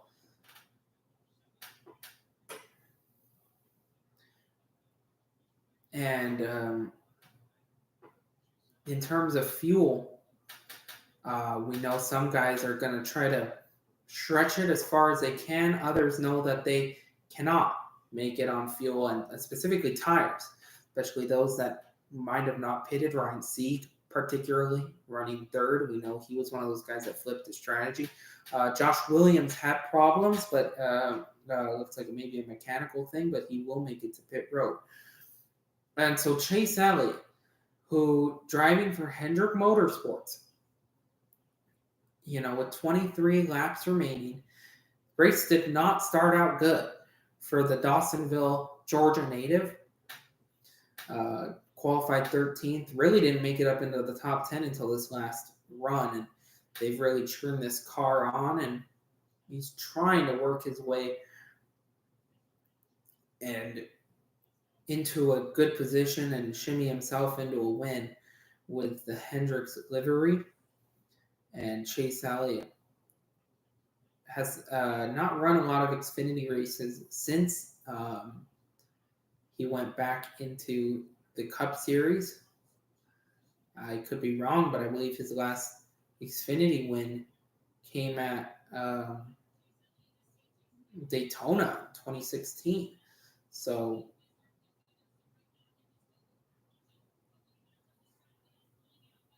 Chase Elliott holding steady right now. And we know there are some guys in the field that took fuel at the very last moment. Anthony Alfredo, Jeremy Clements, Riley Herbst, guys that don't have more fuel than Chase Elliott. The main thing I worry about is I look at Alfredo and he's only 10 seconds ahead of Josh Berry. Jeremy Clements only 6 seconds ahead of Josh Berry. And so with 22 laps to go, 22 laps at Bristol is a lot different than 22 laps at Martinsville. 22 laps is more than a third of the truck race and ARCA race we saw earlier today. And 22 laps, that's 22 minutes in terms of lap time. So, it's going to be difficult. We know that you can make it 37 to 39 laps on fuel. 39 laps. We know that Austin Hill and Anthony Alfredo are 20 laps on fuel. Riley Herbst, Sam Mayer are 21 laps on fuel. Now 22. And so they would absolutely have to be saving every single lap, max fuel save, to be able to make it to the end. And there's trouble on Long Pond on the straightaway between turns 2 and 3. Kaz Gralla has problems. No caution though for the 26. He does. It looks like he might have gotten loose and saved it. And so problems for Kaz Gralla. He's right in front of Chase Elliott now on the bottom. And Chase Elliott is coming to pit road. We know that Elliott has to come to pit road along with Brandon Jones, Ryan Sieg, some of the guys that don't have that much fuel. Austin Hill, and who is ahead of, other guys in terms of pit strategy, like we talked about 12 seconds ahead. And so at 20 laps, you have to assume Josh Berry is gaining on those cars, especially those guys fuel saving. It just wouldn't work out. And Kaz Gralla did get hit by his teammate, Corey Heim. Oh, that'll be interesting post-race. Corey Heim on the inside of him in turn 2, got into him, and lucky for Gralla and his great wheel skills, was able to save the car. And he definitely would have gone spinning into the inside wall. And Gralla did come to pit road. I don't know if he had to pit or not, or if that was unscheduled. Brandon Jones leading now, but again, in the same boat as Chase Elliott. So right now, it's Josh Berry if everyone in front of him has to pit, but we know that some might be desperate. They know it might be the only opportunity they have to make the playoffs. And a caution also would change everything. You would have to assume most would come down pit road. Some that just pitted would most likely stay out. And so this would, that would definitely change up. Ty Dillon, Ryan Sieg, Riley Herbst, second, third, and fourth, they're all around each other. Those three have not pitted yet. We know Ryan Sieg and Ty Dillon cannot make it on fuel, most likely. And Riley Herbst, though, on the other hand, same thing with Sam Mayer, who's right behind. They're in a much better position. It's now Josh Berry on the back bumper of Jeremy Clements. And this is so big because Jeremy Clements, we think, is one of the closest guys if he wanted to stretch fuel to make it on the last run. The problem is with Clements passing Josh Berry, even if he did make it to the end, Berry would be ahead of him. There's no way Clements would gain on him. and it wouldn't result in a Jeremy Clements win. And now there is a lot of racing on the front straightaway. And going into turn one, this could produce a caution. Actually, 3 wide with a lap car for a second with Chase Elliott and Daniel Hemrick on newer tires. Kligerman and Creed gets loose, goes up the racetrack almost into Parker Kligerman. Kligerman has to let out of the gas, and that's going to allow for Chase Elliott to just go by through all those cars. Now Creed, Hemrick, Kligerman. This is for positions further back in the pack. Be a lot higher up once they cycle through various positions in the top 10 if everyone were to pit. And Jeremy Clements is now on pit road. He knows the last gamble, and there's problems for Colt Custer now. In between the back straightaway of 2 and 3, he is slow on the racetrack. It looks like a tire down, right front down, and he'll use the access road, which is not legal during pit stops, but we know is legal if you do have a mechanical problem. It's not been a good day for Toyota. 23rd, 24th. Grala 33rd, Mosak 34th, Nemechek 35th, so not a great day for Toyota. Nemechek, Custer were in that incident. 16 laps remaining. Jones holds steady. Berry is about a second back from Alfredo, and now about 7 seconds back of Austin Hill. And with 16 to go, it would only have to be about a half a second for Austin Hill to stay, but I just don't know if Austin Hill can save enough fuel, make it to the end, and not have Josh Berry pass him. Now, let's assume that everyone does pit. Josh Berry is holding steady over Justin Allgaier. Allgaier actually lost a lot of time, got into the wall in turn number 2, and is now about 2 seconds behind the 8 car. So really, Josh Berry, as long as he does not mess up, has got a clear mirror behind him. And so right now, if everybody in front of him pits and completes this fuel strategy, Josh Berry is in a prime position to pick up his 6th career win. And that would be an amazing opportunity for Josh Berry. And is holding steady. Now, I want to update you. What about Riley Herbst, Sam Mayer? I told you that they are only 1 lap.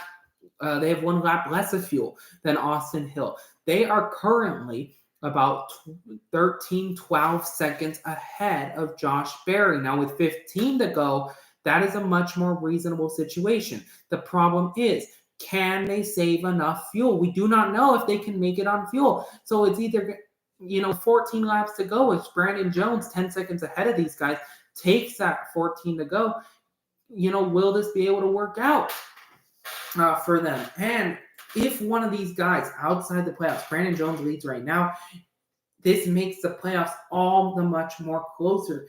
Creed, Mayer, Hemrick, they do not want a random guy winning this and making their way into the playoffs. Someone that was out of those points. It automatically destroys a lot of the bubble, a lot of the buildup of points that they have stored to make sure that they do make the playoffs. So this is a really interesting situation that Pocono has given us due to the long green flag runs. And Brandon Jones, we know he probably will not make the race. And Ryan Sieg is on pit road. We knew Sieg had to pit. He had about roughly the same amount of fuel Chase Elliott did.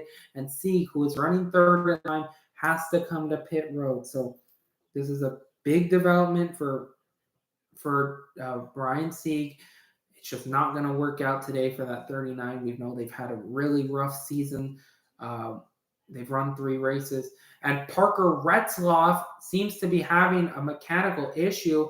I believe they've a flat tire. Yes, they do have a flat tire. It is a left rear tire, but they took the access road, and he will make it to pit road. He's trying not to leave any debris that could potentially bring out a caution.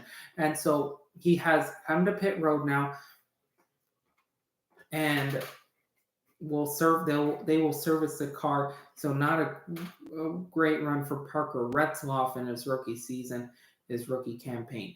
Josh Berry is up to 7th. They have passed Anthony Alfredo, which we know, again, Alfredo is one of those guys that has potentially the fuel to make it, but he had to pit, or he has not pitted yet, but he did get passed by Josh Berry and Justin Allgaier, so it is systematically over for Alfredo. Ty Dillon, who is running 2nd, we know that RCR is running a part-time entry. They have come to pit road now to service the car. Brandon Jones, we know, is going to have to come any lap now too, because we know Jones will not make it on fuel. As for Herbst, Mayer, Hill, they are the only 3, once Brandon Jones pits, who are going to try to stretch it out and win this race. Riley Herbst. Oh, trouble! This is going to definitely bring out a caution. The 35 is around Joey Gase between turns 2 and 3. Joey Gase has brought out the caution. And you could tell NASCAR did not, on this heavy damage now to Allgaier, a tire rub. You have to think maybe he was involved in this. And he was. Allgaier was involved in this. So Gase is going to get really loose, or not really loose, but he's going to struggle to get out of turn 2 on the exit, similar to what Mosak did, and Allgaier just runs up behind him, spins out the 35. Not much Allgaier could do. And NASCAR did not want to bring out the caution. You knew they did not want to bring out the caution. They waited until Joey Gase was almost head on into the wall and then backwards to bring out the caution. They wanted this fuel strategy to play out. Because imagine if Riley Herbst, Sam Mayer had won this race. Unfortunately, the caution does weigh with 10 laps remaining, and Justin Allgaier has damage. Will he pit? Because we know Allgaier is really the only car today that has been able to contend with Josh Berry.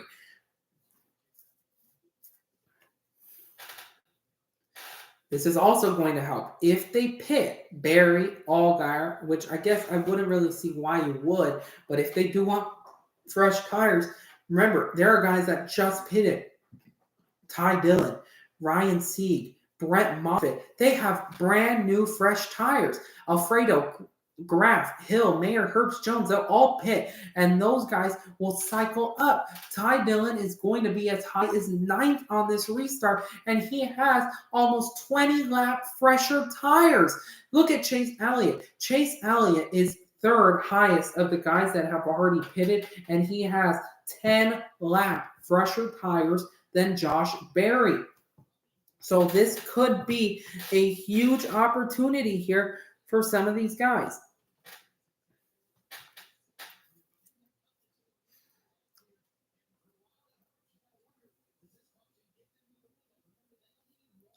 Now, there is a potential that Riley Herbst, Sam Mayer, Austin Hill could stay out. Full fuel save could be in the works, for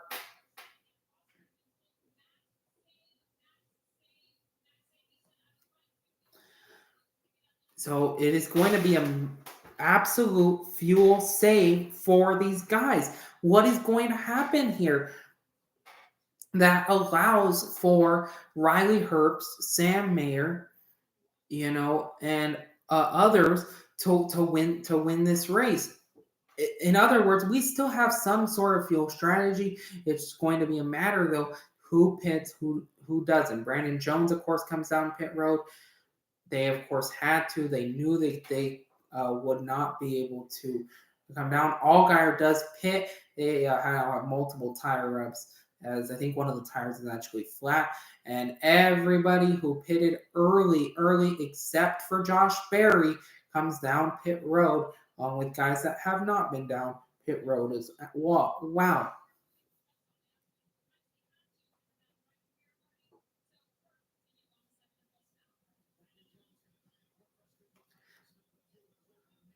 And so what will happen here on this restart. What will happen on the lineup? This is really going to turn into a battle of restarts. Remember, guys are going to be restarting old tires. Look what happened to Nemechek and Cole Custer.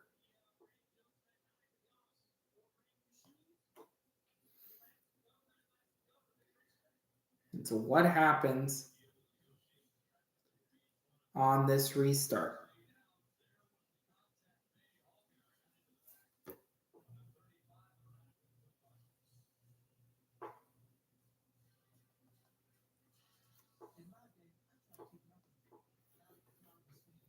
So we'll probably restart here with about 8 laps to go.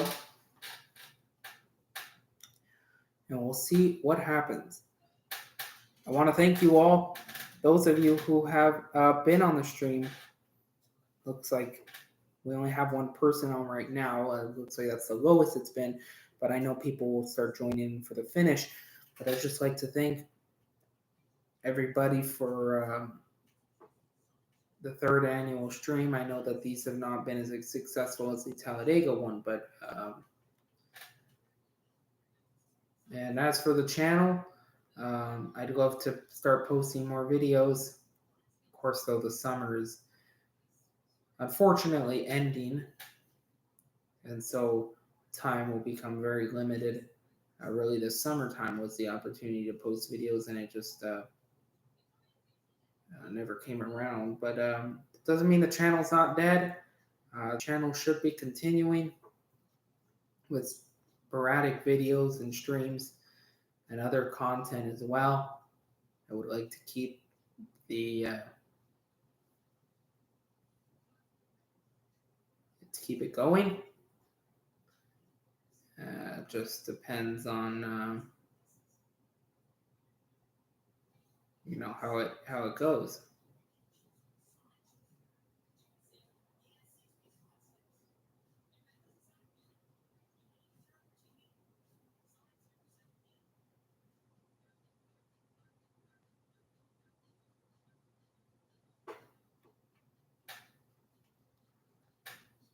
And so about 7-8 laps to go. This will turn into a very interesting restart for a few reasons.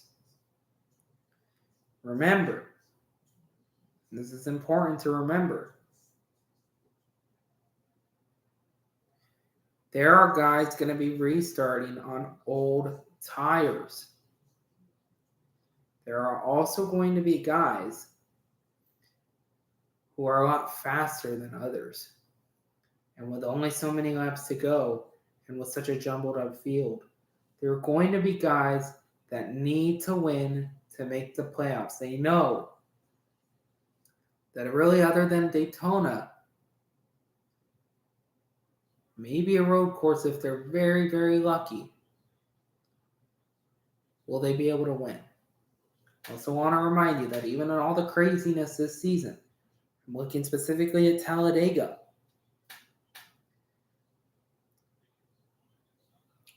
every single winner this season has started in the top 12. And so you got to be aware of that trend as well. So NASCAR is still clearing the track as the choose cone now. We'll restart with 6 laps remaining. It is not that much, but it's enough. Now this race is a lot different than last year, but I'm not complaining. Riley Herbst, Sam Mayer, Austin Hill have stayed on the racetrack. They are going to try and stretch the fuel. They are going to try and make it to the end.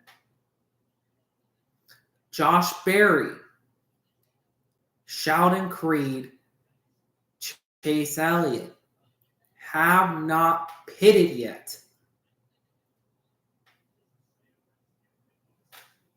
They did not pit on the restart, but they did pit earlier. The problem is Berry and Creed have 23-lap old tires, and Elliott are 14. Sieg pitted, Jones did. Garrett Smithley only took fuel. And then 10th on back, fresh new tires. In other words, not only are guys looking for their first career wins, but guys are looking to try and clinch a playoff spot.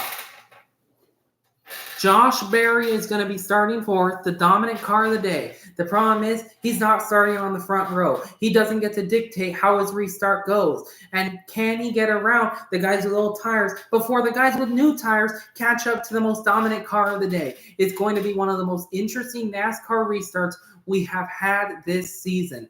Riley Herbst, Austin Hill. Herbst, the control car, trying to get that first career win, just saving fuel and stretching it out. Be the right strategy. We're green. Back again. 6 laps remaining. Ryan Sieg on the outside, holds steady over Sam Mayer. Austin Hill dead even beside him. Berry behind him. They are 2 by 2 by 2. Further back into the field. Austin Hill sends it in, and Austin Hill is to the lead. He's on the oldest tires, though, and Josh Berry immediately goes to his inside.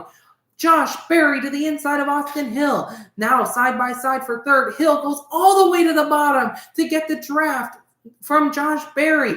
And Josh Berry in a turn 2 on the bottom. He's going to try to clear Austin Hill for the lead. And he does. Josh Berry's back to the lead. Austin Hill holds steady in second. Riley Herbst in third. Then a side-by-side battle for fourth. Chase Elliott, slightly newer tires. And Sam Mayer, one of those guys who tried to stay out. But Austin Hill now trying to stretch it on fuel. Trying to catch Josh Berry. Berry trying to break the draft now down the front straightaway.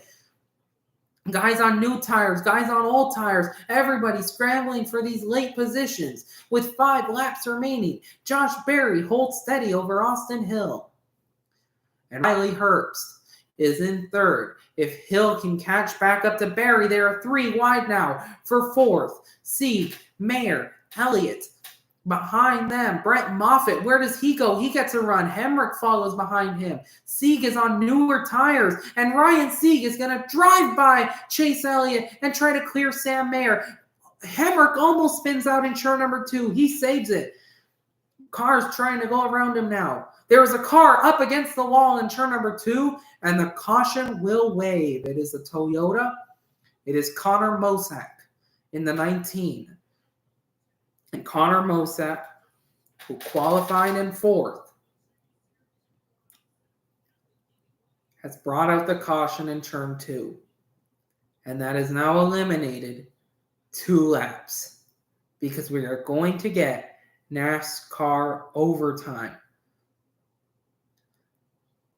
Josh Berry leads over Austin Hill, Riley Herbst, and Sam Mayer.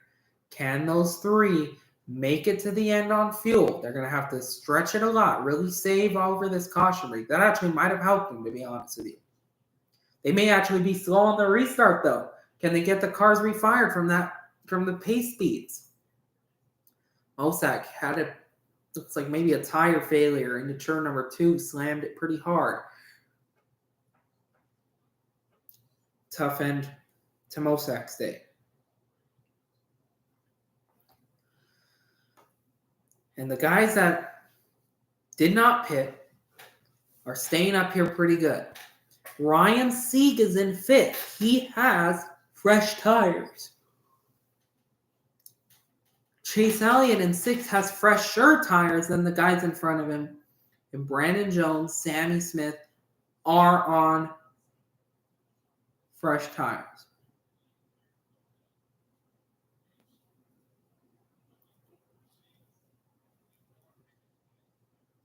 And so what happens here on this restart for overtime? It is going to really turn in to a close fight for this victory.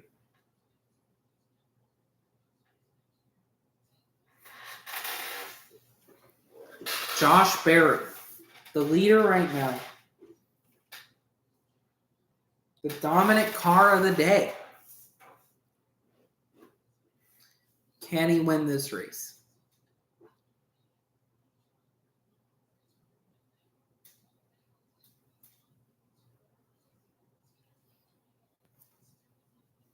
Austin Hill looking for his fourth win of the season, my mistakes.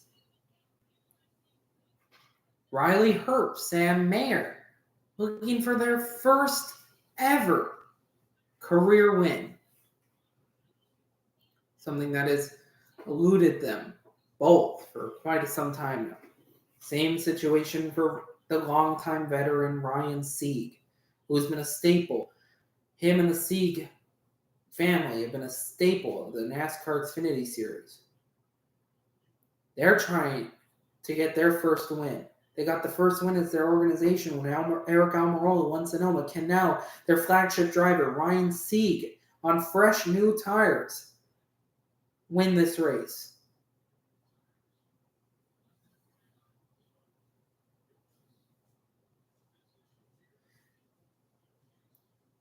Chase Elliott up here on slightly less fresh tires. And Elliott has not won an Xfinity race in quite some time. Came into the Xfinity series. As a momentum booster, can he win this race? Or can one of the many guys who pitted for fresh tires take advantage of the calamity that this restart will provide to win this race? I'll be right back, and we'll get ready for the final restart.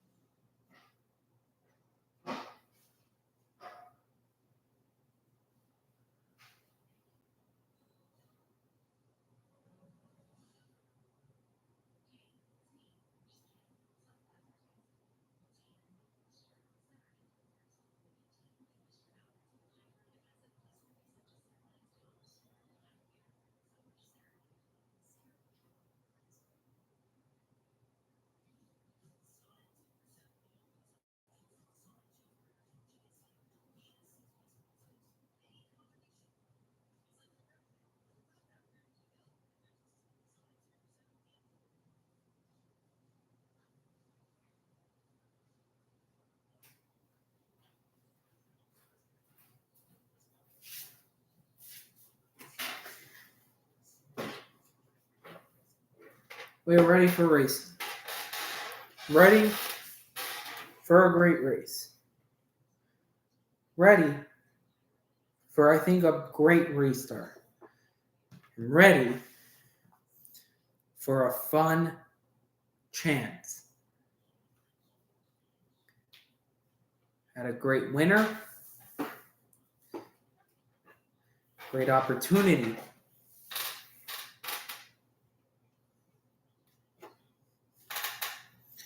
and a great, great race.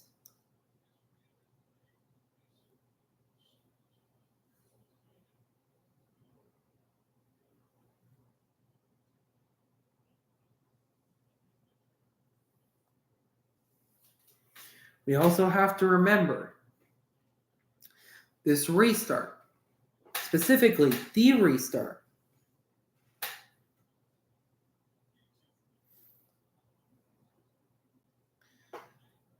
you have to be careful on the actual restart. You cannot pull out of line. You cannot jump the restart. You cannot stack up the cars behind you. And so that is going to be a very important thing to remember. Now the choose cone. Josh Berry, Austin Hill, Riley Herbst. Choose the outside line. Mayer on the inside. Sieg, Jones make up row 3 on the inside. Then Elliott and Hemrick, Sammy Smith Creed from outside, inside, outside, inside. That's the top 10.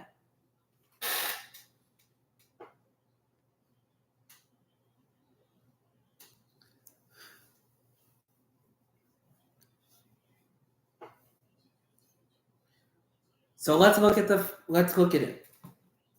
If Josh Berry or Austin Hill wins, someone with a win or someone who is not that going points wins the race, the points basically give an opportunity for Riley Herbst to stack away points and make the playoffs. He will be plus 30 right now as they run. But if another car wins, then the playoffs become between Creed and Mayer. Unless, of course, Mayer wins. Then that could be an opportunity. Berry and Mayer, the front row. Austin Hill and Herbst. Then Sam Mayer. They may not even have enough fuel to make it these last 2 laps. Josh Berry. It's going to be very, very close in terms of his speed and the new tires. Because the new tire cars, specifically Ryan Sieg, who is the second car on the inside line. He's in third place position if we didn't have the choose code. If Ryan Sieg gets a good start and makes it 3 wide, we have a potential for Ryan Sieg to claim his first ever career win. What will happen on the overtime? 2 laps remaining. Can Austin Hill, Herbst, Mayer even make it on fuel? We're green, back at it again. And Josh Berry, Austin Hill, a phenomenal race start. They clear Sam Mayer. They are fanning out 3 and 4 wide behind. And Josh Berry has the lead. Austin Hill to second, Mayer and Herbst to third. And Austin Hill sends it in on the inside. Austin Hill to the lead. Sam Mayer's in second. Josh Berry falling back. Something must be amiss on the Berry car. He is falling back to second now. It's his turn to catch Austin Hill. And Austin Hill, who has hardly any fuel left, has a perfect opportunity to steal this win and grab his 6th career win.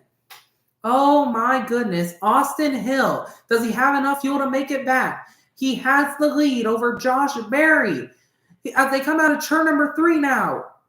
Berry trying to keep the sidetrack. Trouble in the back. Allgaier and Chandler Smith. There's debris on the racetrack. Will they call the caution?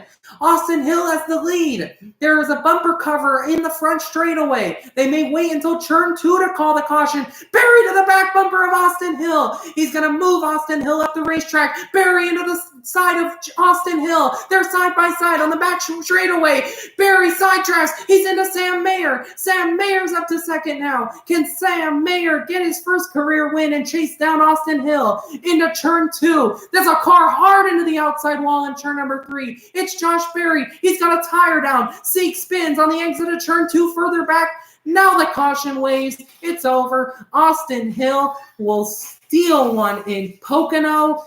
And a heavy hit for Berry. Sieg is spinning further back. Mayer finishes second. And Austin Hill grabs his 4th win of the season and his 6th win of his career. And Austin Hill wins in an absolute crazy race. How did he save enough fuel? Unbelievable. That was absolutely insane. And Austin Hill wins the race. Wow, wow, wow.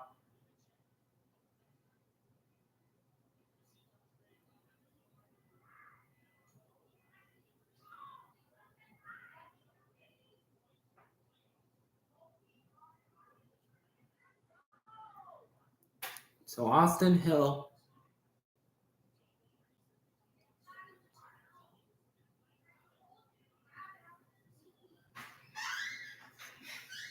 so we're going to end the stream here. It's been a